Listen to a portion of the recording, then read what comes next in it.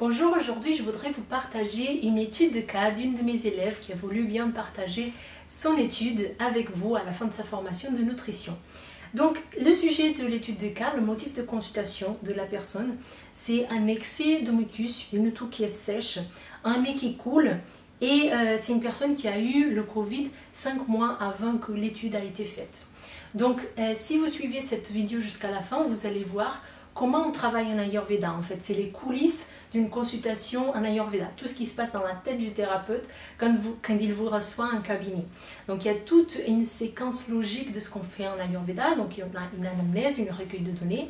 Puis, on doit établir des conclusions sur la nature, sur les déséquilibres de la personne, pour ensuite essayer de déterminer la cause du problème et faire un ordre chronologique de tout ce qui s'est passé pour ensuite donner des conseils. Donc ça, c'est tout ce qui se passe dans une consultation en Ayurveda. Et dans cette étude de cas, vous allez voir un petit peu comment ça se passe et comment ça se passe exactement pour cette personne. Donc ça a été une étude de cas qui a été faite sur 4 mois tout au long de la formation de nutrition. Et à la fin, en fait, on a une discussion qui est très intéressante. On va parler sur l'origine du trouble parce on avait des opinions divergentes entre mon élève Stéphanie et moi, ce que je pensais du cas que j'ai lu, parce que je n'ai pas eu la personne en face, j'ai juste corrigé l'étude de cas, sur quelle serait donc l'origine de ce trouble selon les indications et selon la vision en Ayurveda. Donc je vous invite à rester jusqu'à la fin. L'étude de cas est très intéressante, très bien présentée, et puis à la fin, il y a vraiment cette discussion qui va donner un plus à la compréhension de tout ce qui se passe. Voilà, je vous souhaite une bonne écoute de cette étude. Et encore une fois, merci à Stéphanie d'avoir bien voulu le partager avec vous.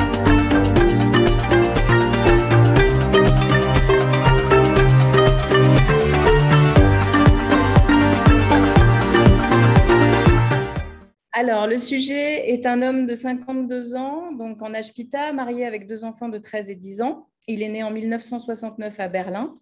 Il vit en Suisse habituellement, mais il a pris une année sabbatique et il est actuellement en voyage. Il se trouve en Asie, dans un climat chaud et humide. Il mesure 1,77 m pour 76 kg, ne prend pas de médicaments, pas de compléments alimentaires, il ne présente ni addiction ni allergie.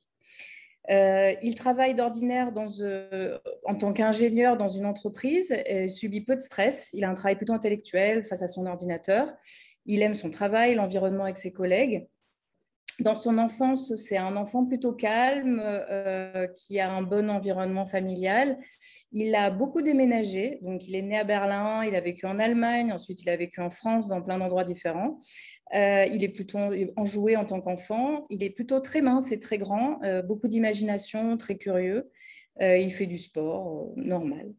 Aujourd'hui, il fait peu de sport, il aime manger, cuisiner, il adore les desserts et tout ce qui est sucré.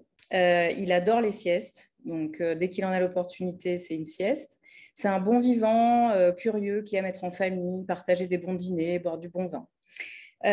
Il voyage, donc il y a beaucoup de changements, tant dans son alimentation que dans son environnement. Il se sent parfois fatigué, des fois il a un manque d'envie. Il peut être parfois très calme, manque d'énergie. Il bouge beaucoup plus que dans son quotidien en ce moment, puisqu'il fait beaucoup de vélo, de natation, de sport. Dans son quotidien, il a plutôt un côté sédentaire. Et actuellement, il fait quand même très chaud et très humide, beaucoup de soleil, beaucoup d'accumulation de chaleur. Au niveau histoire et antécédents, lorsqu'il était petit, c'était un enfant jusqu'à 4-6 ans qui mangeait très peu, donc il fallait vraiment le forcer pour manger. Dynamique, curieux, beaucoup d'imagination, très mince jusqu'à l'âge de 20 ans, donc plutôt long et mince. Et en 1999, donc à 30 ans, il fumait, donc il a arrêté de fumer. Le travail, les déjeuners d'affaires, l'excès de nourriture, les fêtes avec les amis, pas de sport. Il a pris du poids, plus 10 kilos. Il mange uniquement par plaisir, sans écouter vraiment ses besoins. Donc, il y a une prise de poids excessive pendant quand même plusieurs années. Et en 2003, donc à 35 ans, il décide de faire un régime sans aide. Beaucoup de légumes, forte réduction des quantités, un peu de sport. Et peu à peu, il perd quand même ses 10 kilos. Donc, il a pris 10 kilos, il en a perdu 10. Depuis 16 ans, avec la vie de famille, il a un poids stable et il fait peu de sport. Au niveau des antécédents médicaux, à l'âge de 8 ans, donc en 9 ans, il a eu une opération des amygdales avec anesthésie générale. En 79, il a des otites à répétition, donc on fait l'opération pour percer les tympans, anesthésie générale également. En 87, il a une opération pour supprimer les dents de sagesse, anesthésie générale. 88, opération des hydrocèles, donc anesthésie générale également. Et 91-94, kyste sacro-coccygien, opération anesthésie générale, donc 2 fois. Et en 96 et 2001, abcès périanal, anesthésie générale, encore 2 fois. Le motif de la consultation, c'est l'excès de mucus avec tout sèche, nez qui coule depuis plusieurs semaines. Il a eu le Covid il y a environ 5 mois et il a eu très peu de symptômes. Par contre, il a eu une toux très forte qui a duré à peu près 1 mois. Il a soigné ça, il est allé voir un médecin qui lui a prescrit un spray à la cortisone. Donc, grâce à ça, c'est parti. Et depuis 3 semaines, il a à nouveau des glaires, le nez qui coule, il tousse plutôt le matin. C'est assez irrégulier, en fait. Ça vient le matin, ça vient le soir. Enfin, il y a beaucoup d'irrégularités sur ça. Au niveau de la prakriti, observation physique, le sujet a un visage rond avec la peau assez grasse, plutôt de type kappa. Des petits boutons sous peau, des yeux bleus plutôt doux, kappa. Il a les cheveux gras étant jeune, donc ça c'est plutôt type kappa, mais maintenant il a une calvitie, donc plutôt de type pitta. Une tache de naissance à l'arrière du crâne, tache rouge de type pitta. Il a pas mal de poils sur le dos et sur le torse de type kappa. Grand, mince, avec un dos et des épaules assez développés, donc ça c'est plutôt pitta. Enfin, ce serait plutôt pitta. Les ongles sont fermes. Il a la peau blanche avec des taches brunes sur la peau à différents endroits, mains et dos, type pitta. La langue est plus large que la mâchoire, donc je dirais de type kappa, avec un dépôt blanc sur le fond dans le siège de pitta. Il a un sillon assez net au niveau de la langue au milieu qui indiquerait des émotions refoulées et des marques sur les dents, des marques des dents sur les côtés de la langue qui indiqueraient des troubles de la rate. Il a souvent les mains et les pieds froids, plutôt de type kappa ou vata. Il présente également des vaisseaux éclatés sur les chevilles et sur les côtés du torse. On fait l'hypothèse que ces vaisseaux auraient éclaté lors de la prise excessive de poids et la perte de poids. Au niveau mental, il est calme et stable. Il est plutôt lent par moment. Il a un mandat Agni car il n'a pas faim avant 11 heures, voire 12 heures. Il a une tendance à l'indécision plutôt de type kappa. Il est très curieux, très doux. Il a une excellente mémoire de type kappa. Il aime la routine. Il a un tempérament joyeux et dynamique, mais il est aussi très prudent et très prévoyant. L'hypothèse au niveau de la prakriti, ce serait de type pitta kappa, en fonction du physique et aussi psychologique. Le bala, le sujet a une bonne énergie globale, il est enthousiaste, il fait des activités physiques, il est curieux, il a un élan tout le temps pour découvrir de nouvelles choses. La digestion est bonne, il n'a pas de crampes, pas de lourdeur après les repas. Les examens complémentaires, c'était la dernière visite médicale pour le Covid, donc avec le spray à la cortisone qui a été pris pour enrayer la toux. La cause du problème, je dirais que c'est une alimentation non adaptée à sa constitution. Le sujet aime la nourriture assez riche, le sucré et les laitages. La manifestation, c'est une toux grasse avec des glaires jaunes, du mucus, un nez qui coule. Une autre manifestation constatée, c'est les vaisseaux éclatés sur les chevilles et le côté droit sur le torse. Ces symptômes sont présents depuis plus de 20 ans, donc au niveau de ces petits vaisseaux. Au niveau de l'alimentation, le sujet n'a pas de routine à jeun. Donc, au petit déjeuner, c'est assez variable. C'est en fonction de l'envie. Donc, il a rarement faim, mais si ça se présente, que ça a l'air bon, il mange. Donc, c'est vraiment du plaisir. Il prend rarement de collation. Il peut manger des fruits ou des fruits secs. Au dernier déjeuner, il a mangé de la viande blanche avec du riz blanc et des légumes. Et au dîner, une pizza avec des légumes et une bière. Il faut tenir compte du fait qu'il est en voyage. Il doit prendre la plupart de ses repas au restaurant, donc avec un choix limité.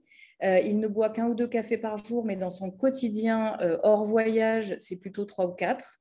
Et il a des habitudes alimentaires différentes dans le sens où quand il est chez lui, après le repas du soir, en général, il mange du sucré 2 heures après, un petit carré de chocolat, un yaourt. Voilà, ça c'est quelque chose qu'il fait dans son quotidien et qu'il ne fait pas en voyage par contre. Il consomme également du vin plusieurs fois par semaine avec ses repas.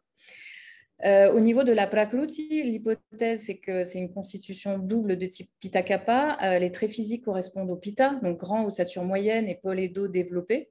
une peau blanche, des taches brunes sur la peau. En revanche, le trait de caractère, la lenteur, la difficulté à prendre des décisions, le calme, l'ancrage, la mémoire excellente, la sieste, il adore les siestes, la peau, les cheveux qui ont été gras, mais la peau qui peut l'être aussi, l'abondance de poils, les yeux clairs et le visage rond. Au niveau de la Vikruti, j'aimais l'hypothèse que le déséquilibre, c'est Vata en premier, parce qu'il y a eu pas mal de déménagements dans son enfance. Il a beaucoup bougé. Ensuite, les différentes opérations enfance, adolescence et adulte, je pense, ont déséquilibré son Vata. Le voyage n'a fait que renforcer ce déséquilibre et les changements ont aggravé, à mon avis, le Vata qui a ensuite déséquilibré Kapha dosha avec une implication de Rasa Dhatus puis Vata dosha puis Rakta Dhatus, pardon. Au niveau mental, il y a un déséquilibre au niveau du dosha tamas avec le fait de trop dormir par moment, ce qui génère, à mon avis, une baisse d'envie, un manque de positivisme, un côté un peu râleur, un peu fermé. Les symptômes qu'on peut constater, c'est la toux sèche, le mucus, les glaires et le sommeil excessif par moment. Je me suis basée aussi sur l'Ashtangridayam qui dit que quand Slesman augmente, parfois, enfin pas parfois, mais la toux et le sommeil excessif arrivent. Les datus impliqués, je dirais que Rasa Dhatus, j'aimais l'hypothèse de Rasa Dhatus pour les problèmes de mucus. Pareil, dans l'Ashtangridayam, Rasa Dhatus, quand Rasa augmente, il est similaire à Kapha, donc je me dis que ça peut conforter l'hypothèse que j'aimais. Rakta Dhatus, c'est sur la perte de motivation, mais aussi parce que Rakta Dhatus est lié au foie et que les différentes anesthésies générales ont peut-être troublé un peu ou perturbé un petit peu le foie. Et ça entraîne une perte de motivation, de la fatigue, une envie de dormir par moment, un manque de concentration. Lama, on constate un dépôt blanc sur la langue au niveau, notamment au fond. Donc, Sindama, l'Agni, c'est un mandat, ce serait un mandat Agni, car la faim en fait arrive seulement vers 11h midi. Il s'alimente par envie ou par gourmandise, mais ressent peu la sensation de faim le matin. Purisha, les selles sont régulières, 2 par jour, tous les jours, même heure. Mutra, c'est 6 urines environ par jour, mais il boit très peu de quantité d'eau, enfin pas beaucoup en tout cas. Il transpire abondamment pour Sveda quand il pratique du sport. L'odeur, c'est plutôt Pitta. Il dort assez bien, Nidra, mais il peut s'endormir tard, notamment, on suppose que ça peut être à cause des siestes. Et au niveau de Viyama, c'est plutôt bon puisqu'il fait du sport, natation, vélo, marche, plongée. Donc, les causes du problème est le Kriyakala. On met l'hypothèse que le Vata dosha a été déséquilibré lors des différentes opérations et avant encore avec les différents déménagements qui ont eu lieu dans son enfance, ce qui ont pu perturber son Vata, puis a déséquilibré Kapha dosha. Les différentes opérations subies donc, ont renforcé le déséquilibre de Vata dosha qui a débordé et le voyage continue de perturber son Vata dosha au lieu de le calmer. Et ce Vata est venu déranger Kapha dosha qui est sorti de son siège pour perturber Rasa Dhatu et Rakta Dhatu dans le déséquilibre. Les anesthésies aussi auraient pu endommager le foie, les anesthésies à répétition. La cause du problème est due à une irrégularité, ce serait dû à une irrégularité dans son quotidien, une nourriture en excès, une hygiène de vie qui n'est pas vraiment adaptée à personne. Il présente des signes visibles, donc la toux, les glaires. Il serait au stade 3 de Kriyakala, car le dosha Kapha a débordé et est venu perturber Rasa Dhatu et créer des symptômes, et entraînant aussi Rakta Dhatu avec la faiblesse et la perte de motivation. À partir de 30 ans, en fait, le sujet a une hygiène de vie sédentaire, à manger des aliments non adaptés et la prise de poids et la perte de poids a quand même pas mal aussi dérangé a déséquilibré son Vata et son Kapha. Dans les recommandations, dans un premier temps, il a été constaté Ama sur la langue au niveau de l'intestin grêle, siège de Pitta, ainsi qu'un mandat Agni. La faim arrive seulement vers midi, 11h midi. Donc, il faut rétablir Ama éliminer Ama et rétablir un bon Agni. Le sujet étant en voyage, il change régulièrement d'alimentation et ne peut trouver les aliments ou épices pour cuisiner. Donc, c'est important de le noter. Donc, en accord avec le sujet, je propose 3 choses. La première, c'est de manger à heure fixe en quantité raisonnable et installer de la régularité pour apaiser le vata dosha, notamment sur la fin du voyage qui pourrait encore aggraver le vata dosha. La deuxième chose serait une thérapie Lengana, c'est-à-dire écouter sa sensation de faim et de mettre en place un jeûne intermittent en dînant tôt vers 18h, 19h et en attendant 12-13 heures le lendemain pour le repas suivant. La raison, c'est que ça va permettre d'alléger le kapha et d'éliminer l'amas qu'on a vu. Et la troisième chose, c'est de diminuer les produits laitiers qui sont gourous et de s'orienter vers des produits à base de lait de chèvre qui auront tendance à moins aggraver les problèmes de type kapha. Le sujet souhaite conserver un peu de lait dans son café le matin et ne souhaite pas supprimer le café, donc on respecte et on avisera. Pour aller plus loin et seulement si les recommandations ont été suivies, j'invite le sujet à adopter une activité physique régulière 2 à 3 fois par semaine pour stimuler et un peu activer un petit peu, augmenter son activité physique et réduire le kapha. Éviter les siestes dans la journée, surtout après manger, parce que ça va conforter sinon le fait de trop dormir et d'être fatigué, etc. Manger lentement et en pleine conscience pour avoir conscience déjà de ce qu'il mange et puis des quantités. Marcher 30 minutes après les repas pour toujours rester en mouvement, être un peu dynamique, parce que je pense que le kapha est très présent. Et éviter les boissons glacées après le repas pour éviter que ça saisisse, que ça supprime son feu digestif tout simplement. Voilà, j'ai terminé. Merci. Merci beaucoup pour cette présentation. Alors, Stéphanie, donc il y a beaucoup de cohérence dans tout ce que tu dis, donc l'analyse, les conclusions, tout. Donc pour ça, c'est bon. Maintenant, j'ai une question concernant la digestion. Donc, tu nous dis que la digestion, elle est bonne. Pas de crampes et pas de lourdeur après le repas. Donc, pourquoi est-ce qu'il fait des siestes? Je pense qu'il aime ça, en fait. Il n'a pas sommeil. Je pense que ce n'est pas une personne qui a sommeil. En fait, c'est une personne qui... oui, il prend du plaisir, en fait, à dormir. Et Moi, ces siestes, c'est après manger ou ça peut être à n'importe quel moment? Non, ça peut être à n'importe quel moment. C'est vraiment une personne... c'est une personne qui est capable de s'endormir dans une voiture en 5 minutes, dans un avion après 5 minutes. C'est vraiment quelqu'un qui peut dormir. Donc, il a du plaisir à dormir. Maintenant, le constat et ce qui a été fait avec lui, c'est qu'effectivement, après des siestes, des fois trop longues, il y a un état de renfermement, de léthargie, même de mauvaise humeur qui peut arriver. Donc, c'est pour ça que j'aurais tendance à penser que c'est du kapha et qu'il faut essayer de faire en sorte de le dynamiser plutôt que de faire l'inverse et de lui donner du repos et du calme. Même si c'est le vata qui a été déséquilibré en premier, qui cause des déséquilibres dans son corps, je pense que le kapha quand même est assez présent. Ok. Donc, encore dans cette dynamique de la digestion. Donc, parce que moi, j'étais partie sur que la digestion n'était pas bonne en lisant le cas. C'est pour ça que je te pose ces questions-là. Donc, la première chose qui clochait, c'était par rapport à la sieste. Mais tu me dis que la sieste, c'est à n'importe quelle heure. Donc, si c'était toujours la sieste après le manger, c'était plus significatif d'un problème de digestion. Maintenant, la deuxième question concernant la digestion.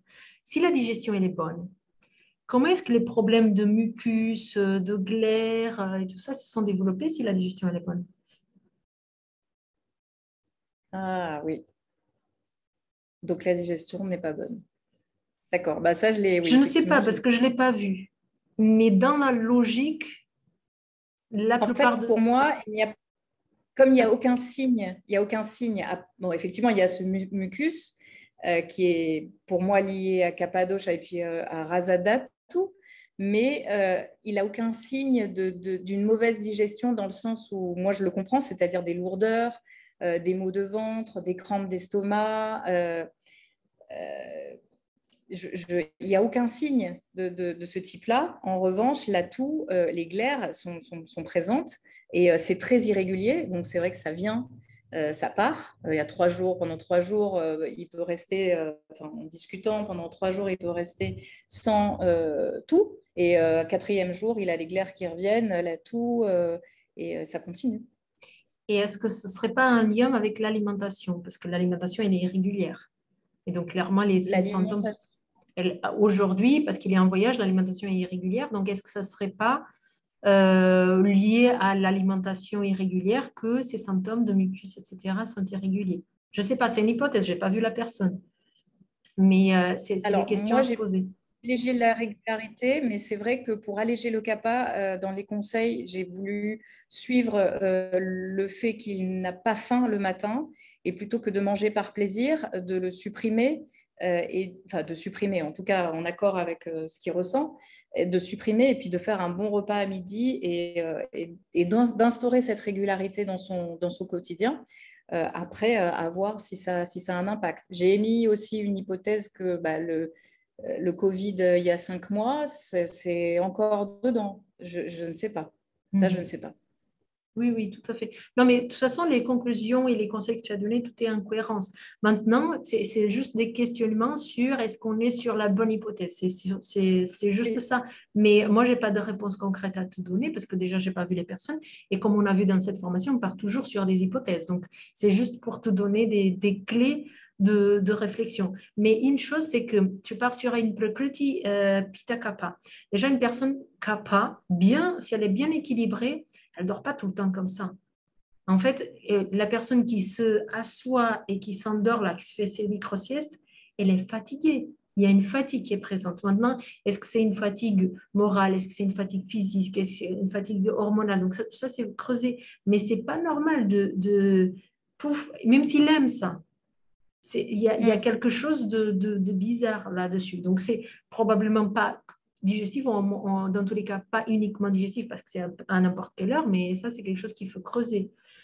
Autre d'accord. chose, donc sur ton hypothèse de Samplapti, donc tu nous dis, je pense que c'est Vata qui s'est déséquilibré en premier et que par la suite, c'est le Kapha. Donc, tu nous dis que Vata s'est déséquilibré par rapport les interventions qu'il a eues quand il a été petit et par rapport au fait qu'il a bougé. Bon, normalement, Vata, il se déséquilibre tout le temps. Ça, il faut le savoir. Les interventions, il en a eu, mais il n'en a pas eu des milliers non plus. Il y en a énormément d'enfants qui se font opérer, des choses qu'il a eues. Qu'est-ce qui se passe avec une opération? Une intervention, surtout avec anesthésie, elle déséquilibre les trois doshas. Mais pourquoi on se focalise autant sur le vata? Parce que le vata, en fait, à partir du moment qu'il se déséquilibre, c'est très difficile de le faire revenir dans un équilibre. Mais en général, l'enfant qui vient, il a une bonne santé, une constitution pitta kapha. Le problème quand on déséquilibre le vata suite à une intervention ou tout autre type de déséquilibre, euh, le problème c'est le temps qu'on a pour que le vata il revienne à l'équilibre. Donc, même s'il a fait ces interventions-là, euh, je ne sais pas si on peut dire que le Vata il a été tellement déséquilibré que ça a duré tout au reste de sa vie. Parce que normalement, un enfant qui va être plutôt en bonne santé, ben, il a une intervention, c'est sûr que c'est un choc pour le corps, mais s'il était en bonne santé de base, normalement, son Vata, au bout d'un certain temps, il se rééquilibre. Le corps, il est intelligent, il y a cette intelligence. Et puis, on n'observe pas des symptômes et des choses d'un gros déséquilibre de Vata. Pareil pour les voyages, c'est le jet lag, n'importe qui. Alors, on voyage, on est un peu déséquilibré, mais après, on s'habitue. On va dans la montagne. Au début, on est très fatigué. Après, le corps, il s'habitue. Le Vata, il s'équilibre. Après, il y a tout un tas de... Voilà, il y a les globules rouges, il y a tout un tas de choses qui se rentrent en jeu. Mais les trois doshas, ils finissent par se rééquilibrer. Et c'est grâce à ce rééquilibre de Vata qui permet que les autres, ils soient en équilibre aussi. Donc, en fait, toi, tu pars sur ce déséquilibre de Vata. Du coup, ma question, c'est quels sont les symptômes de déséquilibre de Vata qui te font dire que Nidana, la cause, c'est Vata? Alors, c'est vrai que là-dessus, moi, j'ai le Vata, il y a alors, les gunas de Vata, je ne les retrouve pas forcément. Le seul que j'ai retrouvé dans les différents gunas, parce qu'il n'y a pas de sécheresse, il y a pas de, il y a le côté froid, mais ça peut être le kapha, parce que il a souvent froid aux pieds, alors qu'il fait très chaud, donc ça peut être assez surprenant dans l'environnement de chaleur d'avoir froid. Donc ça. Après, il a l'irrégularité ou parfois, il peut ne pas avoir faim à des moments. Ça, c'est vrai que ce n'est pas constaté tout le temps. Mais ce qui est constaté tout le temps, c'est le fait d'avoir pas faim le matin. Donc, la faim arrive vers 11h midi. Donc, ça, c'est constaté très régulièrement. Mais il arrive des fois Et ça, où il c'est n'a pas Vata ou faim. c'est Kapha? Alors, le Manda Agni, c'est Kapha. Ok. Physiologique, on dirait. Un Manda Agni qui n'est pas pathologique. Non, je ne pense pas que ce soit pathologique. Voilà, donc physiologique. Donc, on est dans le Kapha. On serait dans le Kapha et effectivement pas. Alors, Non, je ne sais pas. le déséquilibre. La question, c'est quels Non, sont non, les tout à fait. symptômes? Moi, j'essaye. C'est vrai que je me suis posé beaucoup de questions et le premier cas, je n'ai pas mis le déséquilibre Vata. Je ne l'avais pas mis, en fait, parce que mais après, je me suis dit, les changements qu'il a eu dans l'enfance, les différentes anesthésies, en sachant que les opérations sont très rapprochées. Donc, il a une opération, des fois, chaque année, il a une opération et l'année suivante, il en a une autre. Donc, tout ça fait que, et là, avec un voyage long, donc c'est 11 mois, dans lequel il y a énormément de changements, il a une mentalité plutôt de type Kapha, donc c'est quelqu'un qui aime la stabilité, et là, il est dérangé dans sa stabilité. Donc, ça bouge, ça change. Donc, il peut y avoir des moments de stress importants où le Vata se manifeste. Alors moi, je le vois comme ça, mais c'est une hypothèse et peut-être que j'ai totalement tort. C'est que dans les moments où il y a beaucoup de choix à faire, il est très dans tous les sens, en fait. Donc, Ok, il y a et beaucoup d'appréhension. ça, c'est une manifestation de quel dosha? Alors, dans tous les j'aurais sens. tendance... Dans tous Alors, les sens. dans tous les sens, c'est le Vata. Non. Mais l'indécision, c'est le Kapha, alors. Il y a 5 doshas. Dans tous les sens comme ça, c'est mental ou c'est physique? Ah non, c'est mental. Oui, effectivement. Alors ça, c'est Rajas. C'est Rajas.